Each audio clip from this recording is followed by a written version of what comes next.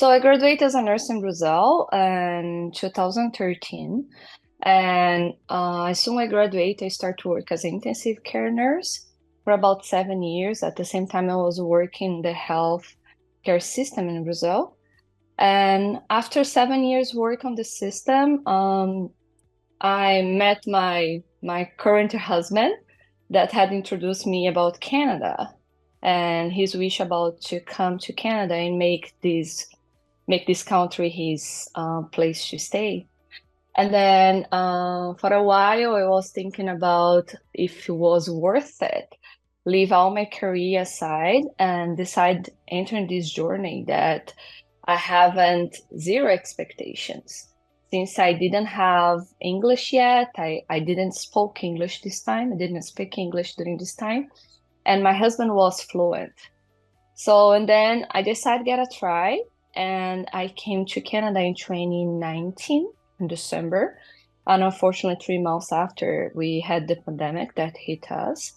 But at the same time, we have the challenge of the pandemic, and here was a good opportunity for myself to enter the health system with the high demand of internationally, not internationally, but the high demand of health worker professionals. And I started my journey here, work as a caregiver, was a personal support worker. I worked on the community for about 3 years, and from that experience, I could get my permanent residence in Canada.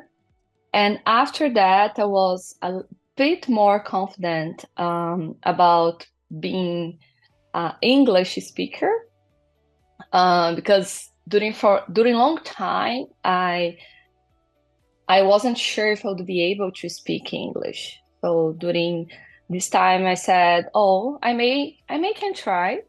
So I start working more on my English skills. So, and for about 6 months, I applied for a job post in the hospital, and I get my first job at the hospital as a hospital assistant on the transportation department. And I stayed in this professional for about a year. And I was always looking for internal posts to see if I could navigate better and I could use my nursing skills during this time. And I had the opportunity to work at the same time because things come up for me almost at the same time during my journey, and I try do not lose any opportunity. So I start work as a sleep tech in a private clinic that I got some skills about neurophysiology, and I learned the way we have to place the electrodes to perform electroencephalogram in patients. I get very interested in this field, and I start to look in the hospital positions that could fit me in. So during this time, I started looking for those job postings, and I could get a job as a neurophysiology technologist. Since I had just this few experience, but they realized that I was a high-skilled professional because I had my nursing background. I guess this was the reason that I got hired. So I passed for a time getting a training. And then nowadays, it passed 1 year since that. I am feeling very well in this position. I kind of find myself in a field that I wouldn't believe could fit me in. I'm impatient with neurophysiology and neuroscience field.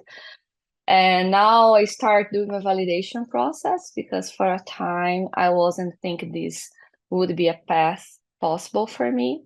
And as I always said for N4 and for all the leaders that I have met when I have done the course, is that like doing this course was kind of showing me that I could be a nurse again in Canada, and I could, try get my credentials validated here, and I could have a tried. So what I'm trying to say is that there is no time for you start to believe in yourself. There is no time for you learn a new language, and there is no time for you try again, be the professional that you were in your original place. So yes, the most important skill is resilience. We have to be very resilient during our journey in Canada. First of all, because we have to cope with so many steps before the validation process for many people. Some people do at the same time, but in my case, I start to work in my validation process after I immigrate to Canada for financial reasons, for even for build my self-esteem that I could get this done. But I guess resilience is the skill that we have to build, and we build doing every day. Nobody born with resilience. It's the way that you behave when obstacles come, right? So since when we start our journey in Canada, we have to cope with immigration process. We have to cope with learning a new language, because sometimes we still establish and we still work on most of our skills when we came here. And also we have to understand how the health system works. So you have to be resilient to understand that things is going to get time to be done, and it's going to require you patience and resilience. There is no other way for you can get what you dream for your life in here in this country. I guess it saves time, and because when we start our journey here in Canada and you try and understand how the system will work, how the health system will work, how the government process work, and what is necessary to live in here and to settle here, all those steps they are spread. We didn't have any place that we can find everything together.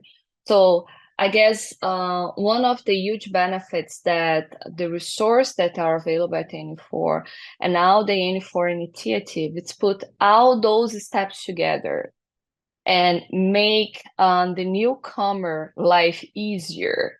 That way you can speed your process. That way you can save time. That way you can connect with people that are overcoming the same challenge that you are, and you don't feel that alone in the process.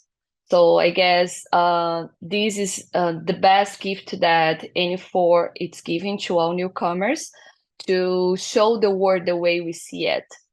Because when we came, the world is not the way we see it. It's the way Canada works.